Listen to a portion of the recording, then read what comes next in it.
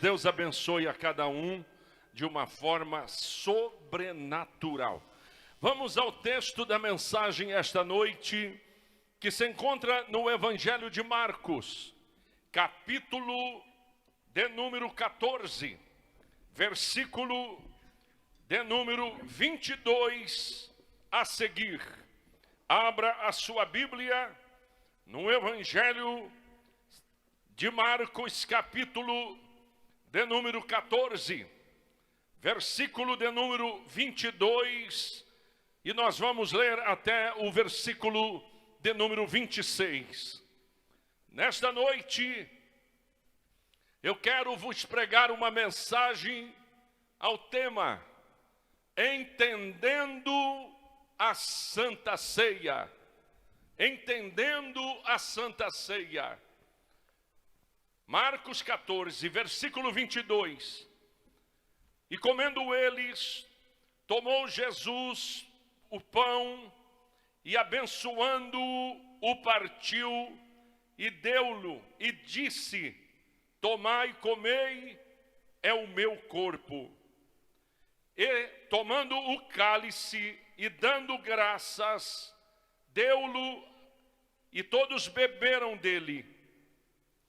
E disse-lhes: isto é o meu sangue, o sangue do Novo Testamento, que por muitos é derramado.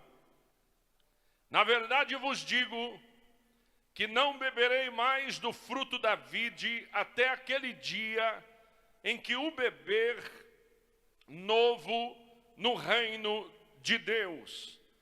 E tendo cantado o hino, saíram para o Monte das Oliveiras. Deus, queremos nesta noite ouvir tua voz. Fala conosco, fala com cada um que está nos acompanhando neste momento. Que o toque poderoso do teu Espírito venha sobre nós. Em nome de Jesus, amém e amém. Entendendo a Santa Ceia. Esse texto que nós lemos, ele faz parte dos evangelhos sinóticos. Ele está também em Mateus capítulo 26, Lucas capítulo 22 e João capítulo 13. Quando nós vemos esse texto, ele está acontecendo exatamente no dia da Páscoa. Os dias que vai anteceder a morte de Jesus. A festa do Matzah, que é a festa dos pães asmos, os pães sem fermento. Então, quando nós olhamos para a ceia, que é uma instituição, foi instituída por Cristo, nós a temos como uma ordem. Quando nós encontramos algo que o próprio Jesus instituiu, nós então entendemos que aquilo é santo e faz parte dos pilares da igreja, dos pilares da fé. Quando nós falamos sobre a ceia e olhamos para os pais da fé, como Martinho Lutero, o pai da reforma protestante, ele entende que a ceia é um sacramento, é uma ordem dada pelo próprio Senhor Jesus Cristo àqueles que o servem, o adoram e glorificam o Senhor Jesus na sua forma de vida, no seu dia a dia. Então, quando nós olhamos para o caminho da ceia, o cerimonial da ceia, nós temos muitas coisas a aprender. E é exatamente isso que eu quero levar você a entender. O que é a ceia? Por que tomamos a Santa Ceia? Qual o real, maior e verdadeiro motivo dela? Qual o principal objetivo? Então nós precisamos entender. Preste atenção. Poucos lugares na Bíblia você vai encontrar Deus mandando o homem examinar a si mesmo. Um dos textos, se eu não me engano, encontra-se só 2 vezes na Bíblia. Um dos textos é esse aqui. Melhor fez Davi quando disse: sonda-me, ó Deus. Não sou eu que vou me sondar, mas sonda-me, ó Deus, prescruta os meus caminhos. Mas aqui na Santa Ceia, Jesus ordena para que o homem examine a si mesmo, segundo os escritos do apóstolo Paulo. Então, no texto dos evangelhos, dos 4 evangelhos, o que nós encontramos é Jesus sabendo que naquela ceia havia um no meio deles que o havia de trair. Nós sabemos que no texto de Mateus, Jesus chega a dizer para Judas: por que você está aqui? Ou seja, para que você está aqui? Faça o que você tem que fazer. Jesus sabia da sua traição, mas quando Jesus anuncia que no meio dos discípulos há um que vai trair, aqui começa o sentido da ceia. Por quê? Um começa a olhar para o outro e dizer: será que sou eu? Não, eu acho que é você. Será você? Será que sou eu? E um começa a olhar para o outro e se autoanalisar. E começam a examinar a si mesmo. Talvez algum até apontando o dedo, dizendo: ah, eu já sei, é fulano que vai trair. O traidor que está sentado à mesa é ciclano, é aquele lá, olha. Por isso e por isso. E quando um começa a pensar: será que sou eu? Será que é ele? Será que é fulano? Começa o sentido da ceia. Porque no dia da ceia é o dia de nós olharmos para nós mesmos e dizer: Jesus, será que eu te traí em algum momento esse mês? Será que eu te traí com palavras, com obras, com atitudes, com pecados que eu cometi? A ceia primeiro traz esse peso de responsabilidade que Jesus lança sobre a mesa. Jesus ensina ali sobre a mesa que nós precisamos de um autoexame. Não significa que fazer parte da turma dos discípulos não estivesse ali o traidor. Então, quando a gente chega à mesa com o Senhor Jesus, Ele quer que a gente se examine, olhe para dentro de si. Olhe para dentro de si, faça um levantamento, um check-up da sua vida espiritual, porque o dia da ceia é um dia que nós temos que parar e arrumar o altar e colocar nossa vida diante de Deus e dizer para Ele: ei, Jesus, eu ainda sou teu discípulo, ainda estou aqui, não vou te trair. Segundo lugar, a gente precisa de entender. A gente precisa de entendimento interior dentro de nós. Há muitas expressões supersticiosas sobre a ceia. Existem aqueles que acham que o dia que você toma a ceia, você então está trazendo com que o cálice vire o sangue de Jesus e o pão vire o corpo de Jesus. Por isso que quando nós vamos servir, os diáconos, os obreiros, quando vamos servir a igreja, a gente diz: este pão representa o corpo de Jesus. Não é o corpo de Jesus, mas representa o corpo de Jesus. O pão, o cálice, ele não tem poder em si mesmo. Claro que a gente ora e os itens da ceia são consagrados, mas eles não têm poder em si mesmo. Na verdade, a obra poderosa de Deus no momento da ceia é através do meu entendimento. Por isso que eu disse, a gente tem que entender interiormente do que nós estamos participando. Aí a ceia passa a ter todo o valor que Jesus colocou para ela ter. Mas muitas vezes as pessoas pensam que o pão vai virar o corpo de Jesus, que o cálice vira o sangue de Jesus, e que aquilo que eu estou segurando virou sangue, virou o corpo de Jesus. Sabe que na hora que nós oramos e consagramos o pão e o cálice, está consagrado diante de Deus, mas ele não é transformado, transubstanciado, como a Igreja Católica acha, que a hóstia se torna o corpo de Jesus. Essa é uma das divergências da igreja evangélica. Por quê? Porque nós sabemos que o pão representa o corpo de Jesus e o cálice representa o sangue de Jesus. Tá bem. Quando nós olhamos para a igreja primitiva e buscamos como eles delimitavam a questão da ceia, como a igreja lá atrás, no ano 400, 500 depois de Cristo, quando a igreja já era igreja, se espalhando pelo mundo afora, como é que eles colocavam as diretrizes para participar da ceia? Porque a ceia, o próprio Jesus é quem realizou ela aqui em Marcos capítulo 14. E agora, a igreja que nasce em Jerusalém vai celebrar a ceia também.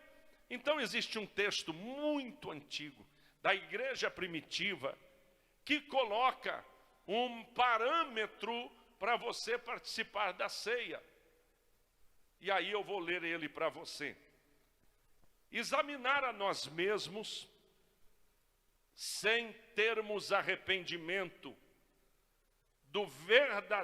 verdadeiramente dos nossos pecados anteriores, se temos tomado a firme resolução de levar a nossa vida, e se temos tomado, espera só um pouquinho, o texto diz, vou começar aqui, examinar a nós mesmos e termos arrependimento verdadeiro dos nossos pecados anteriores. Isso é um parâmetro da igreja primitiva, olha, para participar da ceia. Examinar dos meus pecados e ter me arrependido verdadeiramente dos pecados anteriores. Se nós temos tomado a firme resolução de levar a nossa vida, e se temos tomado de levar a nossa nova vida, e se temos tomado a firme resolução, glória a Deus, de levar uma vida santa, se temos vivido na fé, na misericórdia de Deus, por intermédio de Cristo, se nós recordamos com gratidão a morte dele, e se estamos demonstrando amor por todos os homens, se isso tudo faz parte real da minha vida, então eu estou pronto para participar da ceia. Confundiu aí? Vou colocar aqui os itens. Primeiro, estar arrependido dos pecados que eu já cometi. Segundo, estar decidido de caminhar com Cristo na minha nova vida. Terceiro, ser uma pessoa que recorda com gratidão a morte de Cristo na cruz. Quarto, amar a todos os homens. Se tudo isso estiver vivo dentro de mim, seja bem-vindo à ceia. Isso é escrito da igreja primitiva, lá de trás. Então, nós precisamos aprender qual o principal objetivo. O principal objetivo da ceia é lembrar do sacrifício de Cristo. O dia da ceia é o dia de nós lembrarmos do sofrimento de Cristo na cruz. o verdadeiro holocausto, a nossa verdadeira oferta que foi expiada pelos nossos pecados. Cristo não foi apenas um bom homem, um profeta. Cristo não foi apenas um homem que andou pela terra curando. Cristo é o Messias, o Salvador do mundo, aleluia. Quando nós olhamos para o pão partido da ceia, nós então temos o corpo dele partido por nós. Quando olhamos para o cálice então representa o sangue derramado por nós, o sacrifício verdadeiro. Vamos ver o que diz a palavra de Deus no livro de Isaías.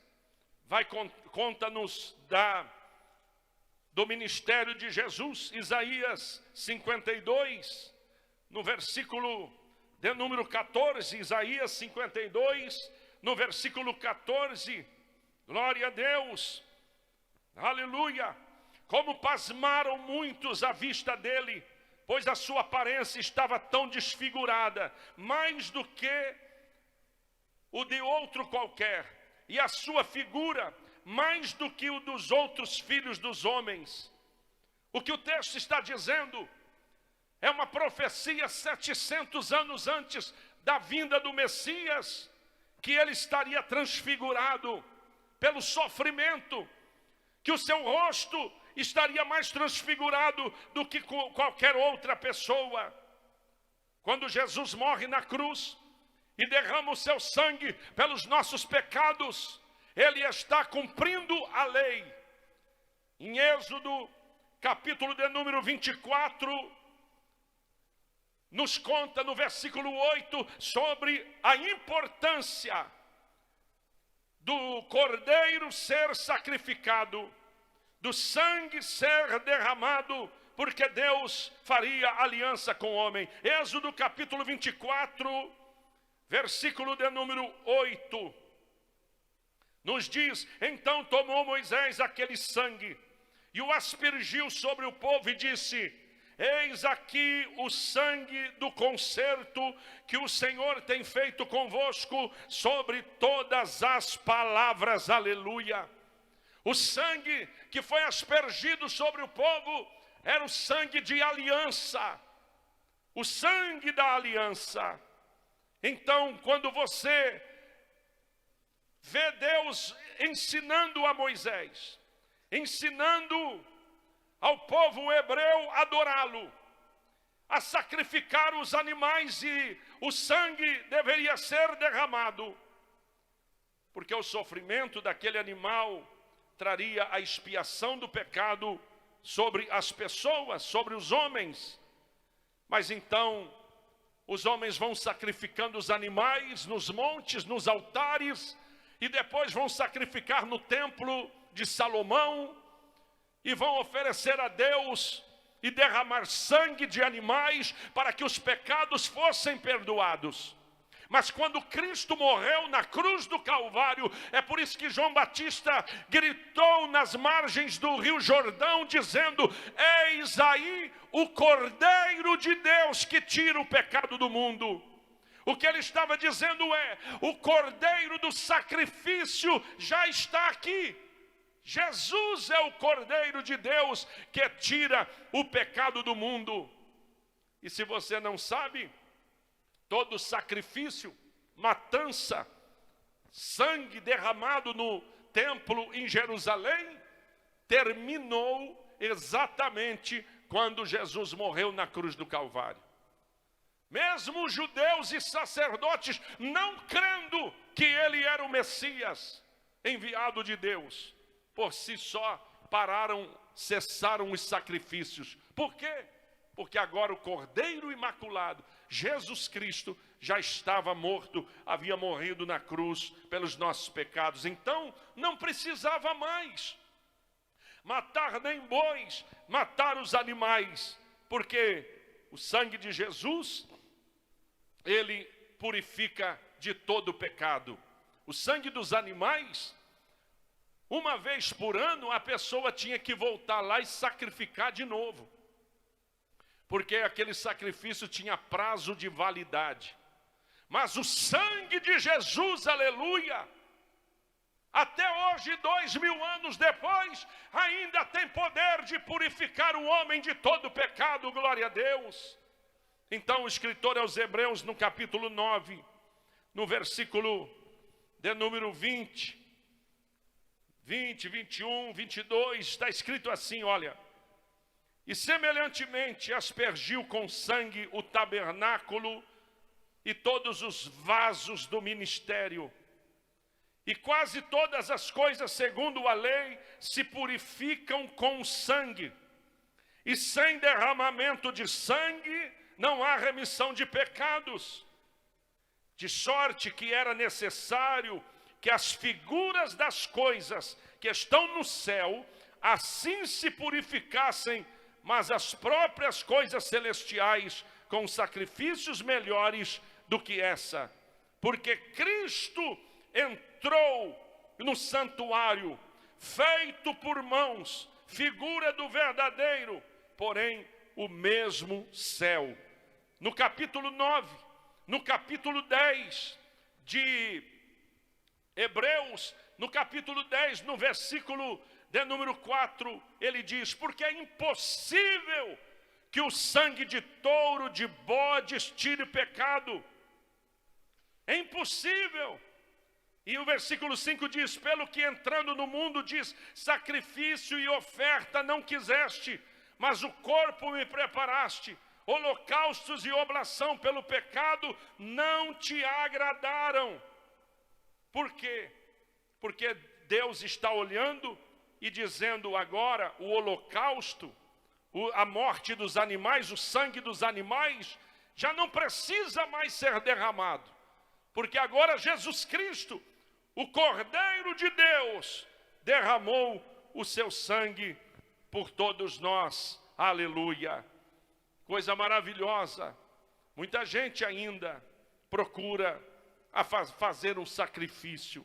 Muita gente ainda hoje procura andar de joelhos, carregar uma cruz.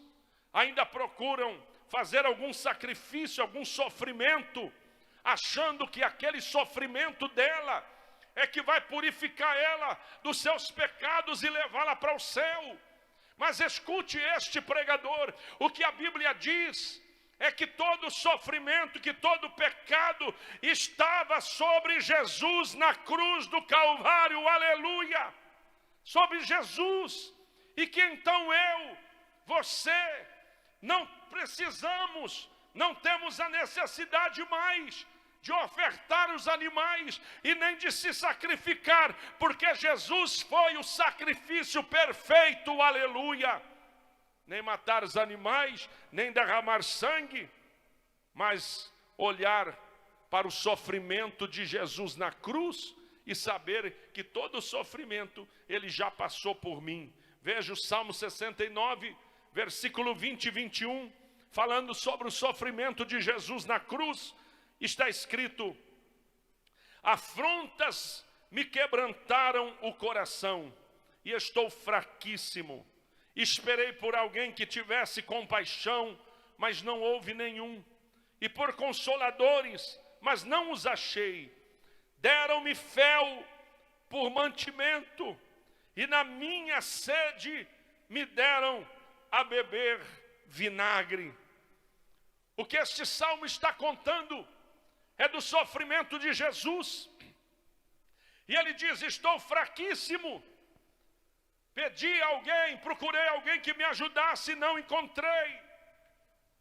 O sacrifício de Jesus na cruz do Calvário foi completo, aleluia. O sacrifício de Jesus no Calvário foi completo. Então, quando eu olho para isso e creio nesta mensagem, é aí que eu sou salvo. É exatamente aí que eu sou salvo. Vamos andar mais um pouco e ver que esta obra do Senhor Jesus, o que ela produz em nós? Ela produz em nós, em primeiro lugar, o perdão. O perdão. O perdão do pecado, dos pecados dos homens. Alguém que chega diante de Deus e confessa o seu pecado. Alguém que se arrepende da sua vida má, da sua incredulidade, e clama a Deus. Ele vem e perdoa os seus pecados, e te liberta das obras malignas, e muda a sua vida de uma vez por todas. Você não tem poder em si mesmo para conseguir resolver o seu problema. Você precisa olhar para a cruz, porque na morte de Cristo, lá está a solução de todos os problemas. Isaías capítulo 64, Isaías 64, versículo 6. Está escrito: mas todos nós somos como o imundo, e todas as nossas justiças como trapo de imundícia, e todos nós caímos como a folha, e as nossas culpas como um vento nos arrebatam. A culpa está o tempo todo como um vento batendo na tua face e te lembrando que você é um culpado pelos seus pecados e pelas suas falhas. Todo homem, todos somos imundos. O que Paulo escreve dizendo: todos pecaram e destituídos estão da glória de Deus. Você está longe de Deus por causa do seu pecado, por causa da sua ignorância, por causa da sua incredulidade, por causa das suas falhas. Mas então agora, hoje é o dia de você abrir o seu coração, se entregar a Ele, e Ele vai mudar a sua história, aleluia. Quando eu olho para Isaías, o profeta messiânico, capítulo 53, um dos versículos mais lindos do profeta Isaías. Isaías capítulo 53, versículo de número 4 e 5, nos diz, e essa palavra é para você. Deus está falando com você nesse exato momento. Veja: verdadeiramente Ele tomou sobre si as nossas enfermidades, as nossas dores levou sobre si, e nós o reputávamos por aflito, ferido de Deus e oprimido. Mas Ele foi ferido pelas nossas transgressões e moído pelas nossas iniquidades, e o castigo que nos traz a paz estava sobre Ele, e pelas suas pisaduras nós fomos sarados. Aleluia! Oh, glória a Deus! Sobre Ele estava o pecado, o teu pecado, a tua falha, a tua necessidade. Qual é o grau de pecado que Jesus pode então perdoar? E Ele tomou sobre si todos os pecados, foi moído pelas nossas transgressões. Jesus pode perdoar todo grau de pecado. Quando nós olhamos para isso, é difícil de entender, porque o homem carrega dentro de si o julgamento. E a gente quer logo colocar na balança e dizer quem merece, quem não merece, e quem vai para o céu e quem vai para o inferno, quem pode e quem não pode. Mas então a maior tradução da palavra graça, no seu sentido mais profundo, é favor imerecido. Você merecia o inferno, mas Ele te dá o céu. Aleluia! Você merecia morrer, mas Ele te dá a vida. Você merecia doença, mas Ele te dá a saúde. Aleluia!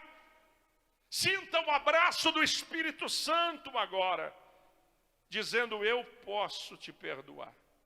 Eu posso te perdoar. Mas nós estamos olhando para esse amor de Deus, lembrando da obra redentora na cruz do Calvário. Então, quando Jesus, ele chega no dia da ceia, ele pega o cálice, que seria o cálice do Cordeiro, que seria relembrando o sangue do Cordeiro, passado e aspergido lá no Êxodo, lá em Levítico, lá em Números. E agora, quando ele levanta o cálice, ele diz: este é o meu sangue, aleluia, o sangue da nova aliança, ao novo testamento, a uma nova aliança de Deus com o homem, e ela é estabelecida na ceia. A ceia não é comer um pedaço de pão e tomar um suco de uva, simplesmente assim. A ceia tem o seu significado mais profundo. Quando Paulo diz que você não pode tomar a ceia sem discernir o corpo, isso é tão profundo que um dia eu preciso pregar só sobre isso. O que é discernir o corpo de Cristo? Você não pode tomar se você não souber discernir o corpo de Cristo. Então vamos. O texto diz que Jesus vem, morre na cruz. Então no dia da ceia ele pega o pão, diz: é meu corpo. Pega o cálice, diz: é o meu sangue. Fazer isso todas as vezes em memória de mim. A ceia é o dia que nós lembramos do resgate e da salvação. Ela visa trazer comunhão com Cristo e com os irmãos. Todos participam do pão, participam do cálice. E naquele momento eu estou fazendo parte do sacrifício de Cristo, eu estou lembrando em memória de Cristo, e na mesma hora eu estou interligado com outros irmãos ao redor do mundo, não só da igreja onde eu congrego, mas ao redor do mundo também tomam a ceia. E na hora que eu participo aqui no Brasil, eu logo estou me ligando com a igreja na África, com a igreja na Europa, com a igreja na Ásia, com a igreja nas Américas, dizendo: eu participo do mesmo corpo e do mesmo sangue. A ceia também, ela é um fortalecimento, ela é um refrigério para a nossa alma, ela é um renovo, ela é a presença de Cristo espiritualmente, não no pão e não no cálice, mas espiritualmente. Enquanto eu estou falando aqui da morte de Jesus e do seu sacrifício, os anjos se movem, o céu espiritual se move, aleluia, e a presença e o poder de Deus vem sobre nós, pelo poder daquilo que a cruz trouxe sobre a vida do homem. Então a ceia é nós termos a nossa vida, a nossa aliança renovada com Deus. Sabe a aliança de casamento aqui? E vai ficando embaçada, e vai ficando gasta, né? Aí alguém me disse, eu não lembro se foi a Paula, quem que foi, falou: ah, pai, passa aí uma pasta de dente e vai esfregando aí que vai brilhar, vai ficar novo. Passa aí uma outra coisa, aí um produto, que aí a sua aliança, a Santa Ceia, é dar lustro, é brilhar, é limpar a nossa aliança com Deus. É colocar brilho, é colocar fervor, é colocar amor de novo na presença de Deus, e dizer: Deus, muito obrigado, Senhor, por ter morrido por mim na cruz do Calvário. E quando eu participo da ceia, eu estou exatamente dizendo isso. Eu faço parte com meu irmão, com o meu próximo. E para concluir, quando nós olhamos para esse texto que lemos aqui em Marcos, Jesus está dando uma nova ordenança. E essa ordenança não é para os incrédulos, não é para os ímpios, não é para os murmuradores, não é para os ateus. Essa ordenança é para aqueles que creem, os crentes, aqueles que creem em Jesus como Salvador, aqueles que entregaram a sua vida ao Senhor Jesus e creram no perdão dos seus pecados. A ceia é para os crentes, é para quem crê. A ceia é para aqueles que, professando a sua fé, desceram as águas batismais. O batismo vem desde a igreja primitiva. Se formos ir a fundo, vem desde a travessia no Mar Vermelho, quando Paulo e o escritor aos Hebreus escreve, dizendo que eles foram batizados no mar, no deserto, no Mar Vermelho. Então, veja bem, quando você se batiza, você está professando a sua fé, você está assinando embaixo e dizendo, eu realmente sou de Jesus. Então a ceia, primeiro, é para quem crê, é para os crentes, é para aqueles que mudaram de vida, para aqueles que entregaram a sua vida para servir ao Senhor. Segundo, para aqueles que são batizados, para aqueles que são gente que vestiu a camisa, que tomou um posicionamento no dia do batismo, para que todo mundo visse que a partir de agora ela é um servo de Deus, uma serva de Deus. Os pais na fé, Paulo, Pedro e tantos outros, sempre